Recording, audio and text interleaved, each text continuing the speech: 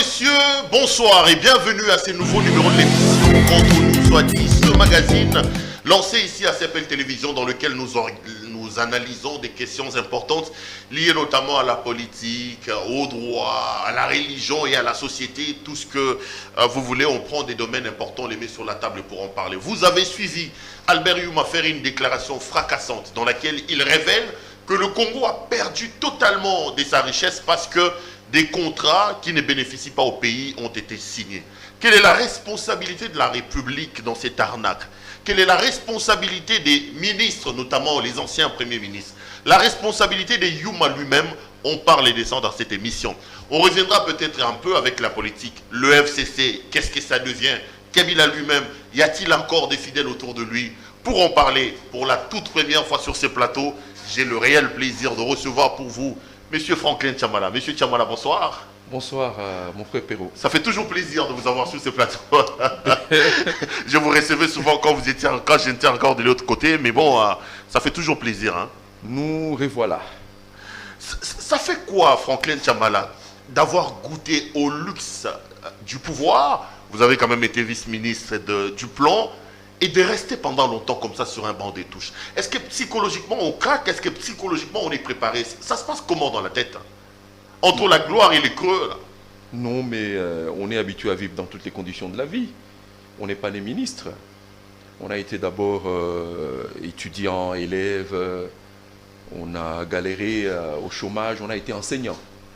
On a été enseignant avant d'aborder la carrière politique comme mandataire de l'État, comme conseiller dans des cabinets politiques, comme ministre par la grâce des dieux. Mais on est enfant des dieux. On est enfant des dieux. Qu'est-ce qui manque le plus quand on n'est plus ministre? Eh bien, rien du tout, rien du tout. Les appels, la garde. Rien du tout, dès lors que on a sa famille à côté, on a ses amis qui sont des mères fidèles, dès lors qu'on est attaché à un certain nombre de valeurs, les valeurs partagées avec les autres. Et donc, rien ne nous manque. Rien ne nous manque, surtout quand on a une occupation, et rien ne manque. Franklin Tchamala, je vous ai connu à l'AFDC, je vous ai connu à FIDEC, mais non, vous êtes vous-même chef d'un parti politique, ANC, allié pour un nouveau Congo. Pourquoi créer son propre parti politique? Pourquoi ajouter un autre parti mallette dans la panoplie des partis qui existaient dans le pays? Non, mais l'ANC, ce n'est pas un parti mallette, c'est toute une vision. Les alliés pour. À part vous et vos enfants, même au coin de votre avenue, on ne connaît pas votre parti politique. Mais l'ANC, c'est un député national, élu à Béni, où beaucoup ont mordu la poussière. L'ANC, c'est un parti membre de l'ATIC. L'ATIC, c'est 12 députés nationaux. C'est 6 députés provinciaux. L'ATIC, c'est une présidente de l'Assemblée provinciale. C'est des députés, c'est des ministres au niveau provincial, c'est un ministre national. L'ATIC, c'est grand. C'est grand et donc, à part moi, connu au coin de mon avenue, non, moi, grâce à Dieu, j'ai quand même un nom. Non, je parle du nom du parti, je ne parle pas de vous comme individu, je parle de l'ANC. Oui, mais un parti... allié pour un nouveau Congo, c'est quoi les objectifs? Est-ce que vous pensez que... Je parlais des partis mallettes, excuse-moi si ça vous gêne, mais je garde quand même cette expression-là. Est-ce que vous pensez que le Congo avait besoin de notre parti politique comme ANC? Quelle est la différence avec tous ces partis politiques qu'on a dans le pays pour que vous créiez finalement le vôtre? Les fondateurs de l'ANC sont nombreux. C'est des hommes et des femmes. J'ai derrière moi 2 vice-présidentes. Le président et l'autorité morale, c'est quand même vous? Non, je suis simplement président national. J'ai une vice-présidente issue de la province de Kwilu, Madame Takizala. J'ai une vice-présidente issue de la province de Maniema, une enseignante d'université, Madame José Lukusu. Le secrétaire général de mon parti est issu de la province du Congo central. Tout au moins le secrétaire général adjoint. Le secrétaire général du parti est issu du Nord Kivu. Mais c'est un parti qui est représenté sur toute l'étendue du pays. Mais évidemment, il est à ses débuts, mais à ses débuts avec un député national sur les 500 qui siègent à l'hémicycle. C'est un bon début lorsqu'on sait qu'il y a dans ces pays des partis politiques qui sont nés depuis une décennie et qui n'ont jamais eu un élu. Vous comprenez? Donc, pourquoi l'avoir créé? C'est quoi la différence avec les autres? C'était ça ma question. Je souhaite que nous revenions dans une émission spécialisée, entièrement axée sur la vie de mon parti. On en parlera et vous pourrez alors découvrir les motifs qui sont à la base de sa création. Il n'est pas créé par moi, il est créé par une brochette des jeunes, des cadres qui ont pensé qu'il était important de réfléchir le Congo autrement. Et donc, on pourra en parler prochainement. Il n'y a pas de problème. Voilà, mais vous êtes toujours dans les FCC, hein? Vous n'êtes pas dans l'Union sacrée. En tout cas, je n'ai pas cédé à la tentation de traverser. Je suis resté au FCC. Voilà, donc... Vous êtes encore kabiliste? Mais je suis avec Kabila. Au FCC? Au FCC, les Fronts communs pour le Congo. On dit de vous que vous êtes un kabiliste, mais qui ne se mouille plus pour l'autorité morale. On vous voit plus pour Matata Ponyo que pour Kabila. Vos détracteurs disent de vous que vous êtes plutôt un matatiste et non pas un kabiliste. Ça vous choque, ça vous embête? Ça ne m'embête pas du tout, j'assume. Moi, je suis donc très attaché à Matata, le Premier ministre Matata, avec qui je partage beaucoup de valeurs. C'est par reconnaissance, c'est par idéologie, c'est par... J'ai dit avec qui je partage beaucoup de valeurs en matière de gouvernance, en matière d'exercice du leadership. Je partage beaucoup de valeurs avec lui. Donc on dit de vous, vous êtes un matatiste, ce n'est pas une insulte. Mais ce n'est pas une insulte, c'est bien au contraire un honneur d'ailleurs pour moi. Mais Matata, c'est... Jusqu'il y a peu, Matata c'était un kabiliste, premier ministre des Kabila pendant une législature.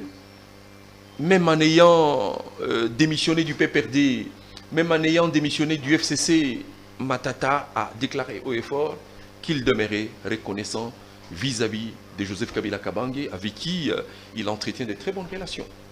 Voilà, donc maintenant moi, Franklin Chamala, les gens auraient bien voulu me voir porter l'écharpe, danser, chanter. Non, c'est pas ça, l'attachement à un leader politique. L'attachement à un leader politique, il ne faut pas le réduire au chant et aux danses. L'attachement à un leader politique, c'est aussi le partage d'un certain nombre de valeurs. Avec Kabila, nous avons des passerelles qui nous lient à lui en termes de valeurs, l'attachement à la République, la passion pour la République, j'en passe de meilleur. Et donc, à chacun sa manière de décliner son attachement à son leader. Moi, c'est ça ma manière de le faire. Et le vôtre, le leader, c'est Matata ou c'est Kabila? Les deux. En tout cas, les deux. Les deux sont mes leaders, n'en déplaise à ceux qui voudraient que je dise qui vaut beaucoup plus que l'autre. Mais les deux sont... J'allais aller là-bas d'ailleurs, mais les deux parce sont qu'à un mes moment leaders. donné aujourd'hui, Matata... Alors, vous aviez une couverture quand Matata était encore un kabiliste, et Matata ne l'est plus. Mais Matata ne l'est plus, la démission du PPRD. Mais moi, à un moment donné, on ne sert pas deux maîtres à la fois. Non, vous mais... serez obligé de choisir un camp. Entre Kabila et Matata, vous choisissez lequel? Mais Matata a démissionné du PPRD. Matata est resté les consultants africains que l'on connaît, un homme du plaidoyer sur la thématique du leadership et de la gouvernance. Un point, un trait. Les gens l'attendaient sur le terrain politique par la création d'un parti politique. Il a surpris parce que là, il vient de créer une ONG qui va reprendre le flambeau de sa lutte pour le leadership et la gouvernance de qualité. Et donc jusqu'ici, nous sommes en phase. Je suis du côté du FCC où j'essaie d'apporter ma pierre à l'édification, à la reconstruction, à la réédification du FCC, qui, vous le savez, vient de traverser des moments très difficiles. Nous y sommes encore jusqu'à nouvel ordre. On parlera peut-être de la politique, on reviendra vers la politique vers la fin de cette émission. Mais Franklin, je vous ai fait venir parce que je connais la passion que vous avez pour le Congo, hein, qu'on vous aime ou qu'on vous aime pas. Quand vous parlez Congo, on voit sur vos visages pétillants là, le souci de voir ce pays se développer. Vous avez suivi l'interview d'Albert Yuma. Je sais que vous vous intéressez également au domaine des mines. J'aimerais quand même qu'on analyse là-dessus. Mais je voudrais d'abord permettre à nos téléspectateurs, ceux qui n'ont pas suivi M. Youma dans son interview accordée à notre confrère des RFI, Alain Foka, suivez ce qu'a dit M. Youma sur nos mines. Et je vais revenir après ici pour essayer de décortiquer la question avec mon invité Franklin Chamala. Si la réalisation est prête, suivons d'abord Albert Youma dans ce qu'il dit. Alors, qui sont vos partenaires multilatéraux? Alors, c'est le FMI, c'est la Banque mondiale. Qui décide de céder vos richesses à des entreprises? Qui conseillent, qui vous disent, vous, État congolais, vous n'avez plus les moyens financiers de maintenir et de développer vos actifs miniers.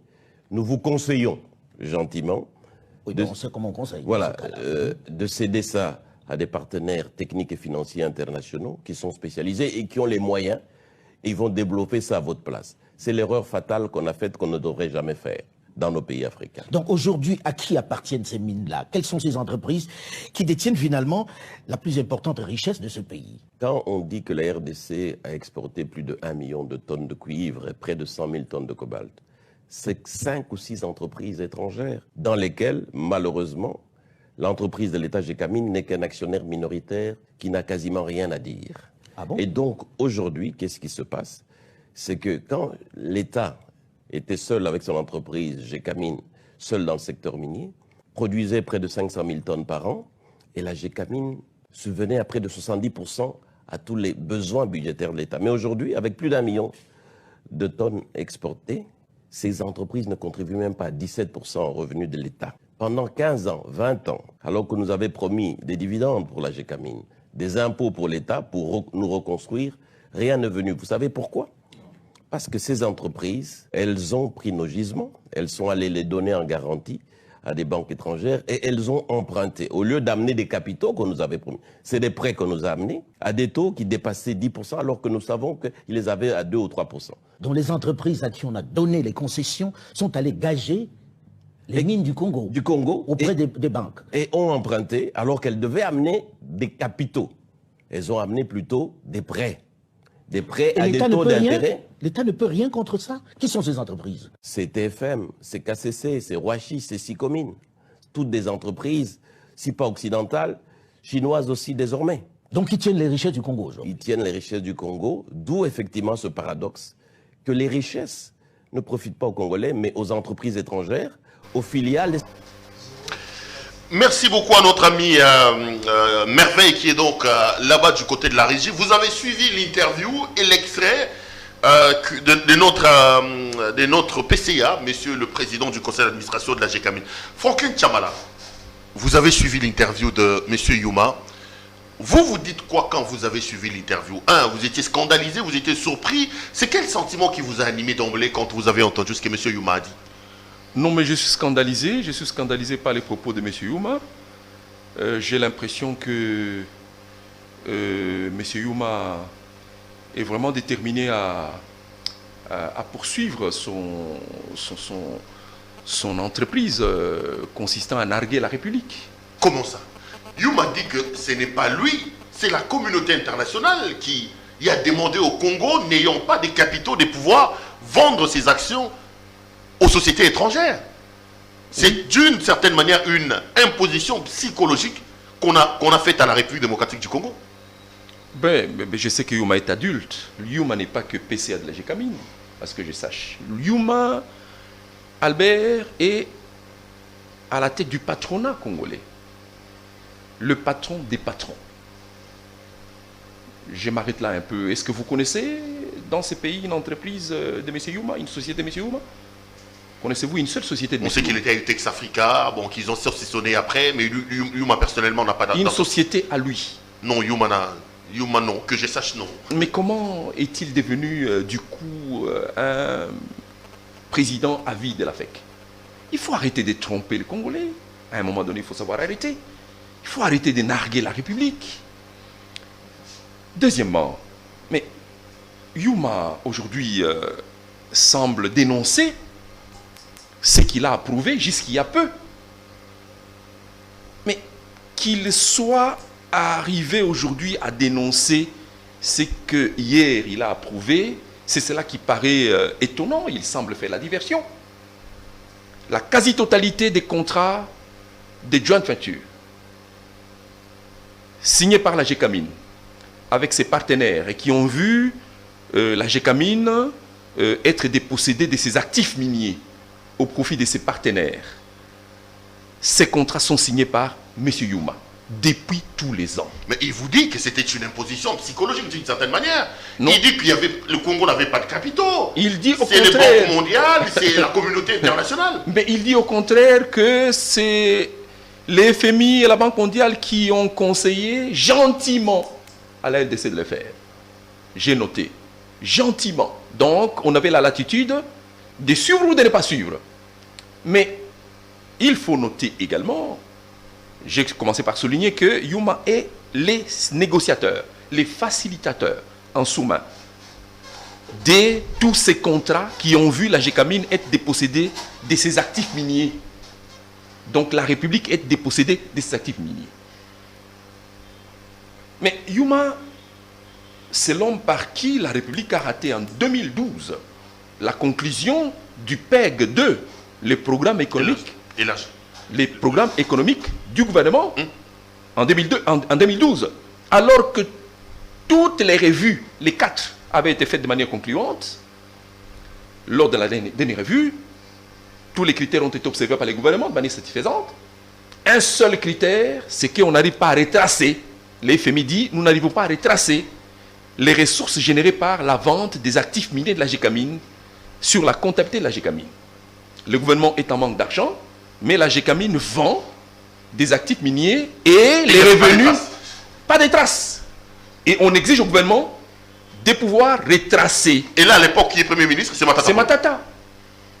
Les FMI dit, nous allons conclure, nous allons vous donner les appuis que vous attendez, mais commencez par nous montrer d'abord que vous êtes discipliné en interne.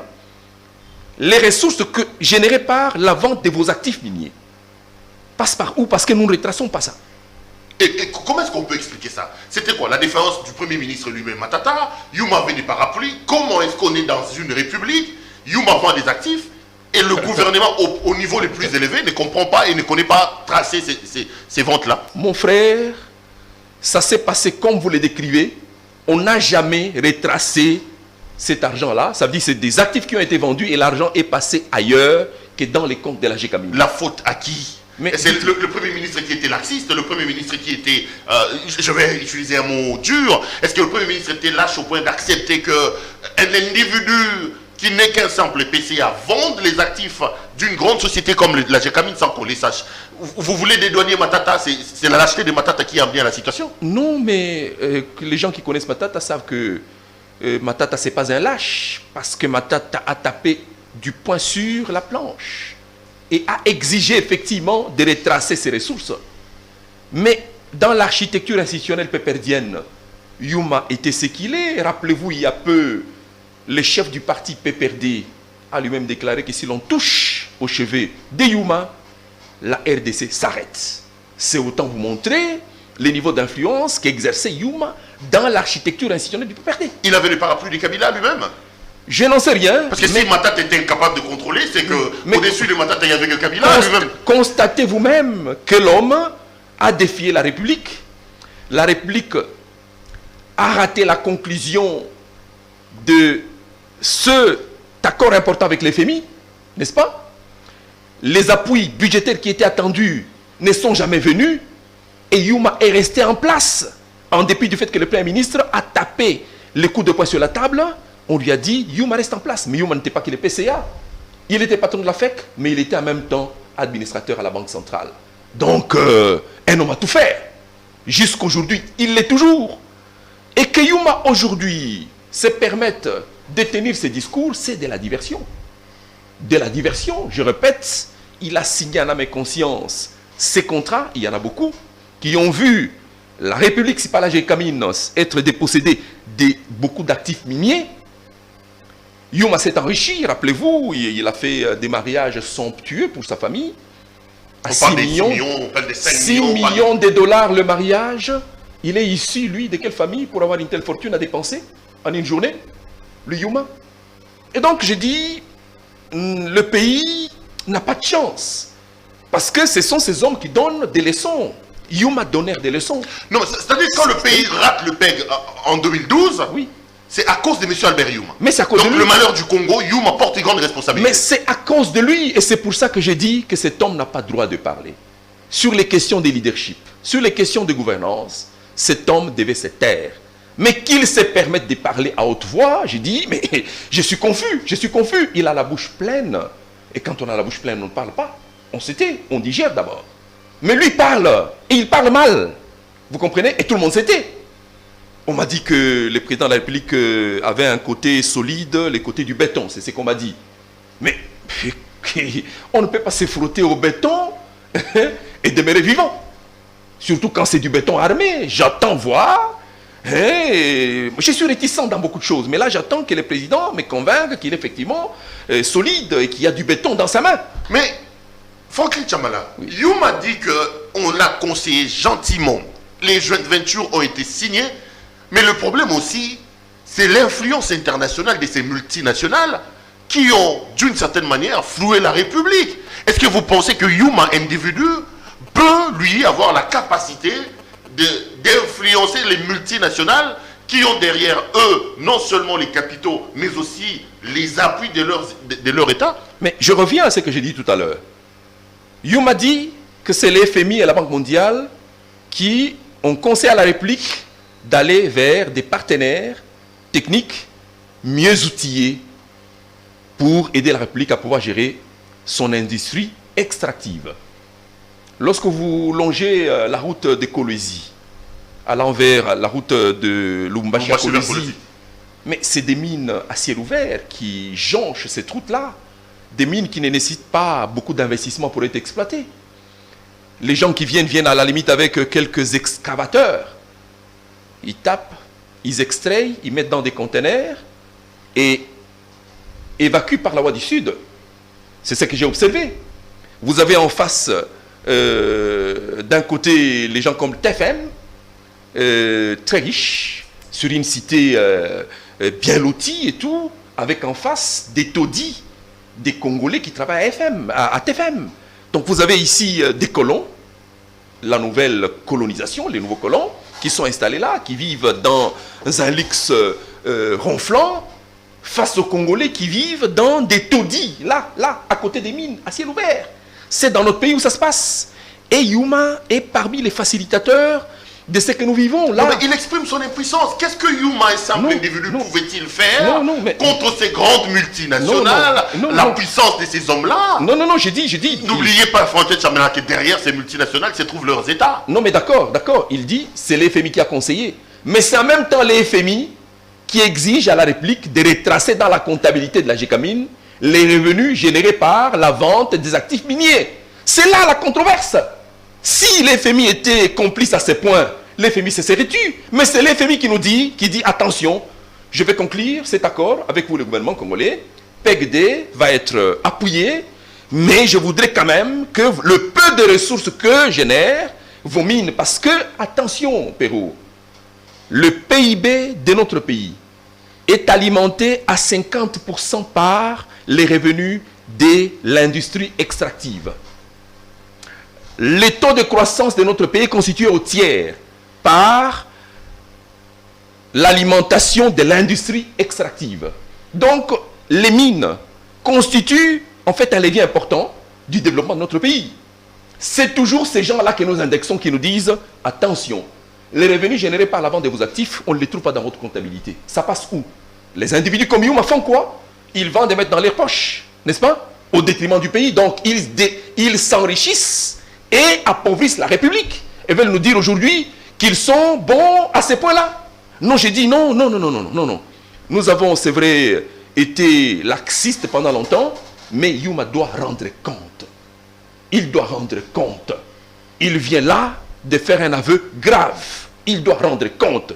Moi, je pars sur le point du PEG 2 en 2012. Ce sont ces partenaires qui nous disent, attention, Yuma a vendu. Mais Yuma n'a pas comptabilisé les revenus de la vente. Il a mis où? Il n'a pas eu de sanctions. Le Premier ministre Matata a beau parler, il a crié, il avait en face lui... Un mur? Non, non, c'est pas un mur en béton. L'architecture institutionnelle péperdienne était là pour rappeler à Matata, mais qu'il est Premier ministre, mais il est issu du PPRD. J'ai dit, il n'y a pas longtemps, Chadali, pour ne pas les citer, a crié haut et fort lorsque le PGR a ouvert un dossier contre Yuma, disant, si vous touchez au chevet de Yuma, la République s'arrête. Mais nous voulons voir la République s'arrêter, parce que ça en est trop. Vous pensez que Yuma, c'est un homme qui en sait trop, c'est un homme qui proteste trop pour que cet homme-là bénéficie autant des largesses de la République? Mais j'ai dit, mais je suis scandalisé. J'ai dit, mais qu'un homme comme celui-là, dont l'encre du stylo est encore fraîche sur du papier qu'il a signé, que cet homme passe aux aveux en disant, non, attention, c'est la République, ce n'est pas moi, ce sont les partenaires, ce n'est pas moi. On devait pouvoir s'arrêter et dire, à défaut de l'évacuer, écoutons-les, approfondissons la question. Parce que pour moi, il a fait son temps, il a appauvri la République, il faut qu'il dégage quand même, pour laisser à la République le soin de faire avancer son agenda de développement. C'est des gens nuisibles. C'est grave ce que vous dites, hein? Ah ben je l'ai dit, j'assume. Parce que là, je suis sûr des faits. Je suis sûr des faits, j'ai dit, c'est des gens nuisibles. Mais voyons, je vous ai posé la question, M. Perrault, est-ce que vous connaissez une seule société de M. Yuma dans ces pays? Mais il est dans tout. Il n'est pas que dans les mines. Yuma est dans tout. Il est dans tout ce qui bouge. Il est dans tout. Mais voyons, pourquoi doit-il nous interdire de bien vivre dans notre propre pays? Parce qu'il est Yuma. Apparemment, c'est nous qui sommes des Yuma. Lui, il est autre chose. Yuma est plutôt Yankee. Mais voilà. Ouais. Madame, Messieurs, c'est l'émission Contre nous, soit dit. Là, on est en train d'analyser la toute dernière interview de Monsieur Yuma. Franklin Chamala, ce qui est assez révélateur dans ce que Yuma dit, Yuma nous dit que on vend les actifs et ces sociétés-là, au lieu d'amener des capitaux, ces sociétés-là vont plutôt emprunter de l'argent. Donc eux-mêmes aussi n'avaient pas des actifs. Ça me renvoie à mon hypothèse de dire que est-ce que Yuma lui-même, dans sa bonne volonté, n'a-t-il pas été roulé, par exemple? Est-ce que vous n'êtes pas en train de tirer sur une ambulance? Lui-même, il est dit, il exprime son impuissance. Mais pourquoi il est dit maintenant? Pourquoi ne l'a-t-il pas dit tout le temps? Pourquoi choisit-il maintenant pour le dire? Et puis, voyons quand même, pour un homme aussi avisé que Yuma, des partenaires arrivent, viennent négocier les contrats. On leur donne des actifs miniers gracieusement, sans qu'ils ne versent un seul rond. Vous y croyez? Vous y croyez vraiment? Non, qu'il aille tromper qui il veut. Ça ne se passe pas comme ça dans le business des mines. Ça ne se passe pas comme ça. Et il ajoute, il dit, ces gens prennent gracieusement, ils vont négocier auprès de leur banque la levée des fonds, ils obtiennent des crédits à des taux usuraires et nous ramènent cet argent-là à des taux usuraires. C'est maintenant qu'il l'a dit. Pendant tout ce temps, pourquoi il n'avait pas dit? Il a été complice. Il a été facilitateur de cette mafia. Peut-être que Yuma le faisait sous Kabila. Peut-être que c'est Kabila qui était le chef d'œuvre de tout ça. Vous dites peut-être. C'est Kabila qui était à la manœuvre. Vous dites peut-être. Moi, je m'en tiens au fait. Non, mais Yuma... Je m'en tiens au fait. Vous-même, vous avez reconnu l'impuissance de Matata à pouvoir redresser l'affaire. Mais Yuma l'a dit, par exemple, aujourd'hui, parce que Kabila n'est plus au pouvoir. Mais si Yuma, oui, le Premier ministre, n'arrivait pas à les contrôler, c'est que sur Yuma, il y avait un certain Kabila. Peut-être que Yuma l'a dit aujourd'hui, parce qu'il se sent en liberté. Kabila le Premier ministre a dénoncé les rentiers du régime, au nombre desquels Yuma, le Premier ministre Matata, il a dénoncé les... En fait, il faut donner raison à Matata qui dit que ce pays n'a qu'un seul problème, c'est celui du leadership et de la gouvernance. C'est ça le problème. Mais, dis-moi Perrault, c'est fabuleux cette histoire. Il vous dit, et d'ailleurs, ce que vous ne savez pas Perrault, c'est que même quand ces actifs miniers sont vendus régulièrement aux partenaires, ils les sont généralement à des valeurs erronées, s'ils ne sont pas sous-évalués. Ils sortent à des valeurs comptabilisées X, ici chez nous, et lorsqu'on les amène sur la place boursière, ces actifs-là ont toujours des valeurs 10 fois plus que les valeurs par lesquelles ils sont sortis du pays. C'est vous dire que ces pays-là, c'est une vache à lait. Vous me fouillez bien. La tête des Kabila, Joseph. Oui. C'est peut-être là que vous ne voulez pas toucher. Le problème, ça peut être Kabila. Vous me posez la question de savoir pourquoi Youma l'a dit. Mais non, Oui. je me dis, Youma l'a dit peut-être parce que Kabila n'est plus là. Non. Parce qu'une telle mafia ne pouvait pas s'organiser sans que le président de la République, Kabila lui-même, ne soit l'ordonnateur et l'organisateur de la mafia. Non, vous dites peut-être. Vous dites peut-être. Savez-vous que dans ces pays, dans les mêmes conditions, les Chinois qui sont cités aussi dans la contrebande minière, ils sont venus. Ils ont financé le déploiement de la fibre optique. J'en parle parce que j'étais administrateur à la SCPT.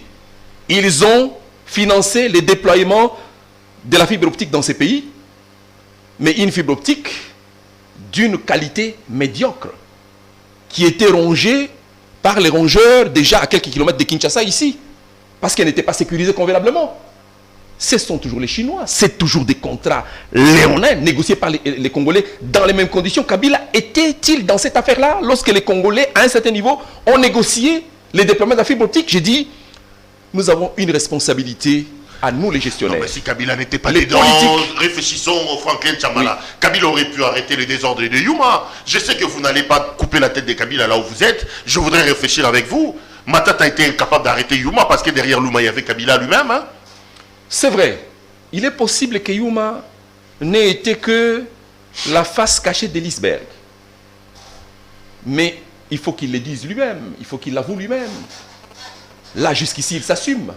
Il vous dit, j'ai signé. Et tout le monde sait qu'il a signé. Enfin, j'ai réussi à tirer le verre du nez de Franklin Oui, Chamala. j'ai dit qu'il est possible qu'il n'ait été que la face cachée de l'iceberg.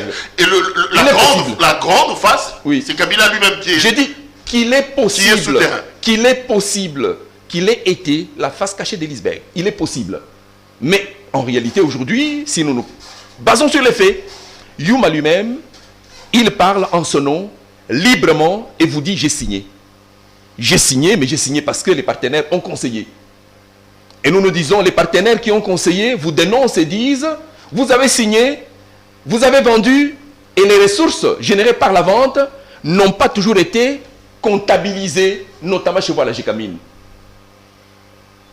Ce fait-là nous a fait rater le PEC 2, n'est-ce pas? Le pays a raté, passé à côté du PEC 2. Heureusement, le pays était bien tenu en ce moment-là par Matata. Il était bien tenu. Et donc, on a traversé cette époque-là, des tourments, sans beaucoup d'accrocs, parce que le pays était entre les bonnes mains, du point de vue de son pilotage. Pour moi, c'est de la diversion. Youma doit répondre. Il doit répondre. Youma, c'est en fait un élément important de la pègre. La pègre qui a retardé le développement de ces pays. Il faut qu'il réponde. Il faut qu'il réponde, ça n'est trop. Imaginez-vous, le pays n'a pas d'argent en ce moment. Les caisses sont vides. Elles sont vides. Mais pendant ce temps, les gens comme les Youma ont des poches pleines. Ils ont des poches pleines et se permettent de narguer pendant la journée de la République en disant « Nous avons signé, mais nous avons mal négocié. » Et nous nous taisons et nous commençons à philosopher en disant « Bon, il est possible qu'il n'ait pas été seul et qu'il ait fait ça au nom d'autres. » Youma n'a pas dit qu'il a fait ça au nom de quelqu'un d'autre. Il s'assume et dit « Nous avons été conseillés, nous avons fait. » Tenons-nous à ça. Monsieur Perrault, moi je m'en tiens à ça. Qu'est-ce que vous voulez que la République fasse aujourd'hui? Vous attendez quoi? Qu'un dossier soit ouvert contre M. Youma chez les procureurs? Il faut limiter le dégât. Limiter le dégât. Commencez par évacuer cet homme. Il a trop subjugué Vous attendez la quoi? République. Une ordonnance de M. Tshisekedi? Il faut l'évacuer. C'est un danger pour le pays. Il faut d'abord l'évacuer. Et ensuite s'occuper de ces dossiers sales qu'il traîne dans ses tiroirs. Mais il faut commencer par l'évacuer. Il faut commencer par l'évacuer. Est-ce que c'est pas les matatismes qui vous fait dire ça? Qu'est-ce Parce que qu'on sait que Youma et Matata ne se sont jamais entendus, les deux. Mais qu'est-ce que vous voulez que je dise d'autre? Je suis militant du leadership et de la gouvernance de qualité. N'en déplaise à ceux qui pensent que ça, bon, ça ne vaut pas pour les pays. Vous pensez vraiment que ces pays n'ont pas le droit d'avoir un bon leadership? Une gouvernance de qualité? Nous avons le droit de l'avoir. C'est ça la magie pour faire avancer l'agenda du développement de ces pays. C'est ce que Matata dit en ce moment. Maintenant, au nom de cet agenda du développement du pays, tout ce qui sent, qui pue, il faut l'évacuer. Youma pue, il faut l'évacuer. Laissez à ces pays la chance d'avancer quand même. Les mots sont assez forts quand même. Mais je dis que ça pue, ça pue. Ça pue, ça sent la puanteur, ça pue. Il faut évacuer des gens comme ça. Ils ont trop emprisonné les pays. Des gens qui peuvent se permettre d'organiser des mariages à 6 millions de dollars. 2 fois le mois. Pour la famille. Dis-moi, lui, il est issu de quelle famille riche de ces pays?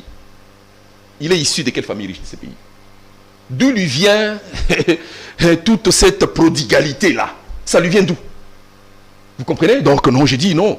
Pour autant que ces pays m'appartiennent, j'ai dit, il faut que cet homme dégage. Non, et j'attends que, les présidents, qui est connu comme étant béton, nous prouvent vraiment qu'il est du béton. J'ouvre une parenthèse avant de rentrer sur Yuma. Si Yuma sort, Matata lui-même aussi, il n'est pas sain.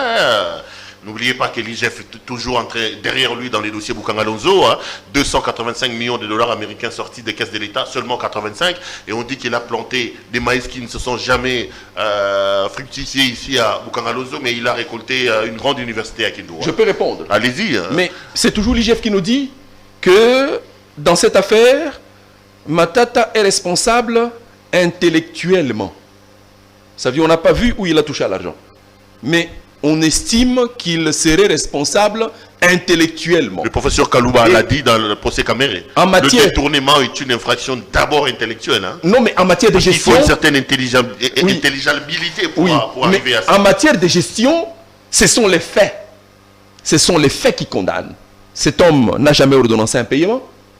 Il n'a jamais touché à l'argent qui a été décaissé pour permettre à Bukanga Alonso de se développer. Toujours le rapport d'IGF a dit que Bukanga Alonso, ça ne valait pas la peine parce que la terre n'était pas productive. C'est ce rapport-là qu'il a dit. Mais ce rapport est contredit par la production qui est en train de sortir des terres de Bukanga Alonso. Une production qui est faite par les gouvernements Fachi lui-même. Vous comprenez? Maïs sorti, mais maïs vendu aux Égyptiens. Parce qu'on a honte de montrer effectivement que cette terre-là qui a été... Ah, les maïs sortis de là ont été vendus aux Égyptiens. Mais comment? Vendus et une partie abandonnée. Les députés qui sont allés en commission d'enquête ont constaté qu'on a privé au gouvernement de l'argent. On a privé tout au ministère de l'Agriculture de l'argent pour assurer la récolte de ces maïs-là parce que ça devenait trop compromettant. Un rapport qui dit ça ne peut pas produire, mais une production effective. Mais le rapport dit quand même que sur les 2 millions, là, les 200 millions, seulement 85 millions ont été tracés. Hein? Un rapport mal rendu. Parce qu'il n'y a jamais eu 285 millions sortis des caisses de l'État. Je défie quiconque de le montrer. Il n'y a jamais eu 285 millions de dollars sortis des caisses de l'État. 152 millions seulement. Ben voilà, 152 millions simplement sortis sans qu'il n'ait ordonnancé parce que le Premier ministre n'ordonne jamais dépenses. Sortis par des canons que l'on connaît, atterri dans les comptes d'Africom, de l'argent qui a servi à équiper et à développer Bukanga Alonso jusqu'au point où on en est aujourd'hui. Matata peut gêner et il gêne, mais Matata est Matata. C'est-à-dire? Mais il est lui-même.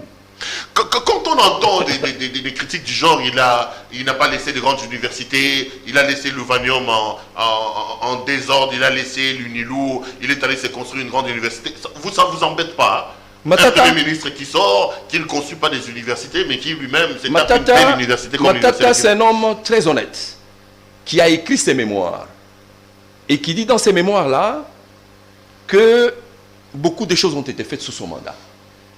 Mais beaucoup ne l'ont pas également été fait. Beaucoup ne l'ont pas été également. Il dit, j'ai fait ce que je pouvais, conformément au plan qui était mien. Je réalisais des choses, il y en a qui ont été bien faites, il y a des choses qui n'ont pas été bien faites. À ceux qui viennent après de pouvoir pérenniser les acquis et à pouvoir corriger ce qui n'a pas été bien fait pour permettre au pays d'avancer. C'est comme ça que ça se passe partout. Vous comprenez?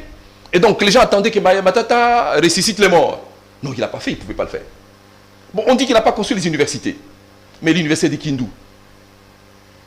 et d'autres dans ces pays. Un tribaliste, toujours chez lui. Non, j'ai dit, je ne prends que cet exemple. Les meilleures écoles de Matata, c'est à Kindu. Non, non, à Kinshasa, ici. Vous avez vu les routes à Kindu? Non, j'ai dit... Vous avez vu combien de kilomètres de routes Matata? Vous savez, ici à Kinshasa, combien d'écoles ont été réhabilitées sous Matata? Ici à Kinshasa même. Kalina, qui est maintenant fréquentée là, était déjà abandonnée. C'est sous Matata où Kalina est réhabilité. L'Institut d'Ngiringiri ici, c'était devenu un joyau sous Matata. Mais ça n'a pas été maintenu. Regardez comment ça se meurt. Beaucoup d'écoles ont été réhabilitées, mais la maintenance ne rentre pas dans notre culture. Il y en a beaucoup et dans toutes les provinces. Il l'a fait. Mais il dit, ce que je n'ai pas pu faire, d'autres peuvent le faire, non? Et puisque le développement, c'est un processus cumulatif, on rajoute à ce que les autres ont fait. Et ça avance comme ça. Un matatiste jusqu'à la moelle épinière. J'assume. J'assume. Il est plus matatiste que kabiliste. En tout cas, j'assume. J'assume. J'aime beaucoup Kabila. J'aime beaucoup Matata aussi. Et voilà. Ok. Alors, rentrons sur M. Youma. Vous dites que ce que Youma dit, c'est de l'escroquerie. Ce que Youma dit, c'est des larmes et des crocodiles qu'il est en train de verser. Vous appelez les Congolais à ne pas réserver, à ne pas s'apitoyer sur l'interview de Youma. Mais voyons, mais les faits sont beaucoup plus éloquents. Je reviens sur les faits, M. Perrault. Youma est le signataire principal de tous les contrats de joint venture qui ont vu la Gécamine céder aux partenaires ses actifs miniers pendant beaucoup d'années. Celui qui signe, c'est lui. Pendant beaucoup d'années, il n'a rien dit. Maintenant qu'il sent que la fin approche, il ouvre la bouche pour parler, malheureusement la bouche est pleine. Il ne parle pas bien. Alors sur la bienté. Il vous dit non, nous avons signé sous la pression des partenaires. Et nous rétorquons, nous disons, ah, vous avez signé la pression des partenaires. Et ce sont les partenaires qui vous ont dit de vendre les actifs miniers et d'empocher vous-même les revenus des ventes. Là, il ne répond pas. Parce que je vous dis, en 2012, ce pays a raté un bon départ avec les PEC 2. Actifs miniers vendus, recettes introuvables dans la comptabilité de la Gécamine. Lorsqu'on pose la question au gouvernement, le gouvernement pose la question à la Gécamine, pas de réponse. Et Youma est toujours en place. Les dirigeants de son parti disent, si vous touchez à Youma, les pays s'arrêtent. C'est l'argenté du parti donc. Mais alors, qu'est-ce que vous voulez comprendre d'autre? C'est pour ça que je dis, ce pays n'appartient ni au parti de Youma, ni à Youma. Ce pays nous appartient à nous tous. Youma doit d'abord être mis de côté, dit allons, nous, qu'il quitte pour permettre au pays de respirer et de faire avancer son agenda du développement. Oh là là, on tend vers la 50e minute, je ne me rends même pas compte. C'est pas vrai. Franck Tchamal, on va terminer cette émission. Les Congolais vous regardent. Ceux qui se sont... Moi j'ai vu les familles, les intellectuels en larmes. J'ai vu naître un certain panafricanisme par rapport à ce que Youma dit. J'ai entendu les gens dire halte aux impérialistes, aux néocolonialistes. Vous dites que ce n'est pas l'impérialisme. Diversion. C'est Youma c'est la diversion. C'est la diversion. C'est pas l'impérialisme. La diversion. C'est de la diversion. Ce que nous taxons d'impérialistes nous rappelle toujours à l'ordre. Et ils nous ont rappelé à l'ordre plusieurs fois. Je rappelle, ce sont eux qui nous ont dit, ok, vous avez vendu. Où sont les traces de l'argent qu'a généré la vente de vos actifs? Ce sont eux qui nous le rappellent. Ça peut être trop peu d'argent, mais rien ne nous autorise à mettre cet argent dans nos poches. Cet argent devait se trouver là où il doit être. Ce n'est pas une question d'impérialisme. Donc les Congolais n'ont qu'à se rassurer. Mais comment? Parce que j'ai vu dans les réseaux sociaux les gens dire mais Mindele ou you fait pas. Non. Nous sommes trop émotifs. Nous sommes trop émotifs. Ce ne sont pas les Mindele qui ont dit à Youma de prendre et d'empocher les revenus de vente des actifs miniers de la Gécamine. Je dis, ce ne sont pas les Mindele qui lui ont dit. Ils ont leur part de responsabilité, nous avons notre part de responsabilité. Vous comprenez? Bakende Nabango, et d'ailleurs même, ce sont eux qui nous ont ouvert les yeux pour que nous comprenions que bon, ils ont quand même, mais ils ont pas Moussous. Vous comprenez? Hein? Et donc je dis, Youma a sa part de responsabilité, il doit l'assumer. Maintenant, qu'ils nous disent, asseyez-vous, prenez tous vos malheurs, mettez-les sur les dos des FMI, de la Banque mondiale. Là, c'est là que j'ai dit non. Il veut vraiment me désorienter. Et en tant que tel, je ne le ferai pas. J'ai dit simplement que Youma n'a plus sa place là où il est. Il faut à Longwa. À Longwa. Avant de fouiller. Oui, à Longwa, il y a beaucoup de cadavres. À Longwa, parce qu'en réalité, lui ne devait plus parler. Olobani. Il parle de quoi? Il parle de l'impérialisme. Non, non. Ça, c'est un faire-valoir. Un faire-valoir. Ils prennent nos biens, nos richesses. C'est un faire-valoir. Ils promettent de l'argent alors qu'eux-mêmes, ils vont faire des emprunts. Je vous ai parlé des faits. Je vous ai parlé des faits. Moi, je ne suis pas émotif. J'ai dit, en tout cas, ce qui me concerne, Youma Akendenanu, Mutumusu Akotawana, Asambanano Alaksabiso, comment est-ce que l'impérialiste va obliger qui a signé le contrat et qui nous disent, chaque fois que ce contrat a été signé, les revenus générés par ces contrats, ils les mettaient où? Parce que ce sont les impérialistes qui ont dit Boteki, 10, 15, mais bon, ils ont la comptabilité à Gécamine, hein, T.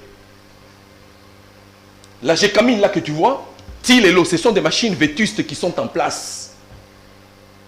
Les machines vétustes d'il y a 30, 40, 50 ans. Aucune acquisition. Ce sont les impérialistes qui lui disent, ça la mariage à Bananon à 6 millions de dollars, Gécamine et Tikalaka Ndengona, et Tikalaka Bongo. Mon frère Perrault, nous parlons de quoi? Franklin Tchama, l'émission est terminée. Les Congolais vous regardent. Vous leur direz quoi par rapport à ces dossiers Yuma? Ceux qui ont pleuré, ceux qui se sont offusqués à voir, ça sera quoi votre mot? On terminera par là. Mon mot de la fin, c'est que nous devons nous assumer simplement. Parce que si Mouzé était encore vivant, ou si Tshisekedi, le père, était encore vivant, un homme comme Yuma n'aurait pas droit au chapitre en ce moment. Nous sommes trop laxistes. Il n'aurait pas droit au chapitre. Il est très sale, monsieur est très sale. Pour moi, Tchepembe Ninano, Moutoumoko, PCA, Banque Centrale, Président AFEC, Azana Société PT, Oyebani. Si vous trouvez une société qui lui appartient, le Koyebisangaï, Nganebi Société n'a été. Il trompe qui? Il nous a se trompé comme ça. Qu'il aille se reposer, Ati Kananu, que d'autres Congolais viennent, Basunga Bisso, Ata 1000 écoles Takawana, et permettre à notre à créer à l'école. C'est tout. Franklin Tchambala, merci beaucoup. Merci mon frère, merci. Madame, Messieurs, cette émission est complètement terminée. Je rappelle que ce soir, notre invité, c'était Monsieur Franklin Tchambala. Avec lui, on est largement revenu sur la dernière interview de Monsieur Yuma qui a suscité autant d'émotions dans la tête des Congolais. Yuma est le responsable de cette situation, c'est ce qu'il a dit, il doit répondre de ça. Merci à l'équipe technique qui a fait un travail remarquable pour me permettre d'entrer en contact avec vous. Merci à notre partenaire, la boutique La Londoloise, qui nous habille d'ailleurs aujourd'hui. J'ai toujours dit, vous êtes un homme, vous voulez vous habiller, l'habillement homme n'a qu'une seule adresse, veste, chaussures, cravate, chemise, pantalon, tout ce que vous voulez. Appelez au numéro que vous avez vu au début de cette émission lorsqu'on a lancé sa publicité. Madame Judith Londolé Betoko se fera le plaisir de pouvoir vous envoyer vos commandes. C'est d'ailleurs elle qui nous habille aujourd'hui. Nous sommes tout en londoloise. Merci à vous de nous avoir suivis. Portez-vous bien et restez branchés sur nos programmes. Je vous retrouve demain pour un autre numéro. Merci.